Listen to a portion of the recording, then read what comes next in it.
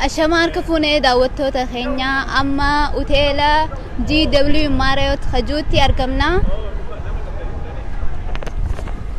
Egaa hogganoonni mootummaa Itoophiyaa Prime Minister yookaan muummichi ministeera jala Itoophiyaa Dr. Abiy Ahmed, President Oromiyaa Obbo Lammaa Magarsaa, muummichi ministeera Hajalaa Dr. Warqinaa Gabayyoo dabalatee jilli isaanii dirree xiyyaara buufata Simple Minneapolis irraa erga dhufanii as Marriott Hoteelitti argamu. Ergasii ammoo hawaasni Oromoo uffata aadaatiin dabalan gamanatti qopheessanii kunoo simachuudhaa fi weelluu sirboota aadaatiin midhaaganii eegaa jiran. Egaa daawwattoota keenya dirree xiyyaara buufata Minneapolis Simple Minnesota irraa erga garana dhufne amma hawaasni Oromoodhaa bifa kana fakkaatuun uffata aadaa midhaagaa kanaan simachuudhaaf egaa qophaa'aa jiru. Dr. Abiy Ahmed, Obbo Lammaa Magarsaa fi kanneen birootis gadi bahanii dhufanii akka isaan dubbisaniif egaa dhiichisaa jiru. Akkuma argitan kun uffata aadaa bulchiinsa naannoo Affaar. Bulchiinsa naannoo Affaar irraa kanneen dhufan kunoo haala kanaan midhaaganii muummicha ministeera Dr. Abiy Ahmed, Obbo Lammaa Magarsaa fi kanneen biroo jila isaanii wajjin jiran simachuudhaaf kunoo haala kanaan midhaaganii hawaasni Oromootii fi dubartoonni naannoo bulchiinsa Affaar uffata aadaa isaanii calaqqisuun eegaa jiranii. Kun uffannaa aadaa bulchiinsa naannoo Affaar jechuudha. Egaa halumaa wal fakkaatuun gamanumaan aadaa Oromootis kan calaqqisu kunooti. Aadaa Oromoo uffachuudhaan hawaasni Oromoo haala kanaan muummicha ministeera Dr. Abiy Ahmed, President Oromiyaa Obbo Lammaa Magarsaa fi kanneen biroo simachuudhaaf kunoo haala kanaan midhaaganii as fuuldura JW Marriott Hotel jedhamutti eeganii kunoo dhiichisaa jiru. Asiin ateetee ililchuudhaan siinqee qabatanii akka aadaa Oromootti calaqqisaa jiranii gamanaanis aadaa Oromoo uffatanii kunoo haala kana fakkaatuun eenyummaa Oromoo kan calaqqisuu fi bifa midhaagaa fi qalbii namaa hawwatuun bareedina midhaageen kunoo dhiichisaa jiru. Aadaa sirbaa jiru. Shaggooyyee, heellee, ateetee fi kanneen biroo kunoo haala kanaan affeeraa jiru. Minnesotaan seenaa hojii boonsaa takka hin dalagamne dalagaa jiran jechuun ni danda'ama.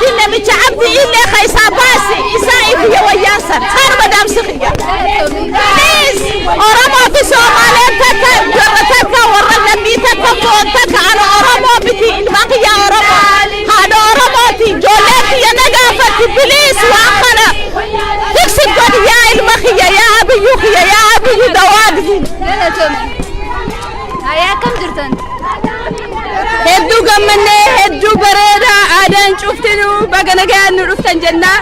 Nagayaan baga dhuftanii OMN isin jaalanna. Good job.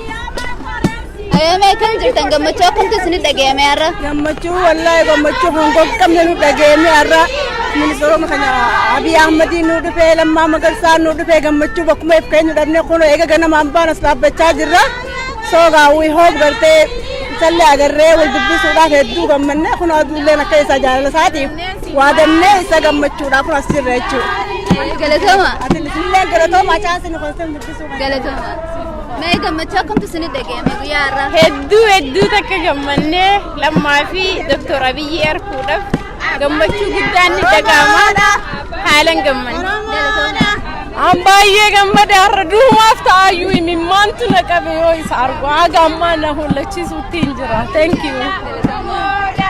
Mee har'a simannaan addaa kun maaltu adda godhe jettee yaadda? Ani waanuma jedhee ibsuyyuu hin beeku gammachuu akkana hin jedhamnetu natti dhagahamee jira. Baga nagahaan dhufanii bakka dhufanitti nagahaan nu haa galanii jenna. Egaa daawwattoota keenya akkuma agartan kana simannaan Dr. Abiyyi Ahmedii fi obbo Lammaa Magarsaatiif akkuma agartan kana deemutti jira. Nee walumaan haa simannu gaa nutis.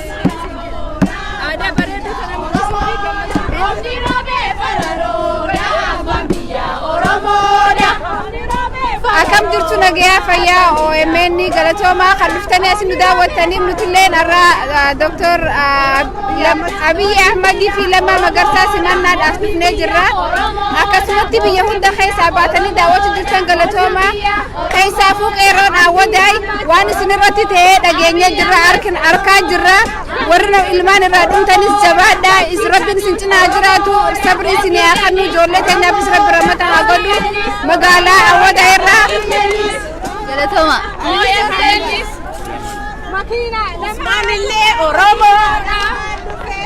السلام عليكم ورحمة الله وبركاته. بليان كينيا كم جرتن نجاح فيا والربنا رجرتن هندنو أرى ربنا أسينو جه كنو جمتشو بليس كينيا المورموتيف بانه إسا سمتشو بانه ربين بيوانو مهنداو نجاينو هاقدو أكما ونو هندنو كولا دوران نجاي تاتخانات هنداو نجاينو هاقدو إسا اللي نما كينيا خميدة مجرو خان اللي خارق ربي إسا هاقدو ربي نساء وجنها جراتو عند خينيا بكجرت ربي أرومو ربي تقوها قدو أرومو ربي تقوها قدو خابا خبان أرومو ربي تقوها قدو نتي بيومت بلسماتين بربانا مالي نما تقوم بربانا نما هنداو جراتو بربانا نما هنداو جراني أسجيني أمالي نواني صداتن هنجرو نتي هندنو في رخينيا هنداو أمالي وجنجرانا أكسما فولا درالي وجنجراتو أبديك أبنا تنابجت ربين بك هندتو نما هاك أبديمو هنداو ربين نقاب تاتو براها أبتو إسن اللي دفتني خاك أودا خنا نرى نخني تاني قالتو ما نسني Galatoma isinis.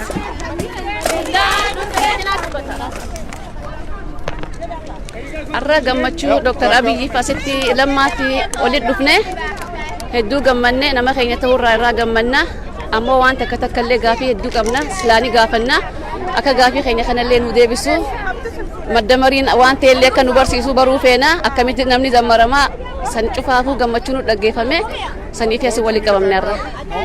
Egaa Dr. Abiyyiin seenaa jira daawwattoota keenya walumaan haalaan lume.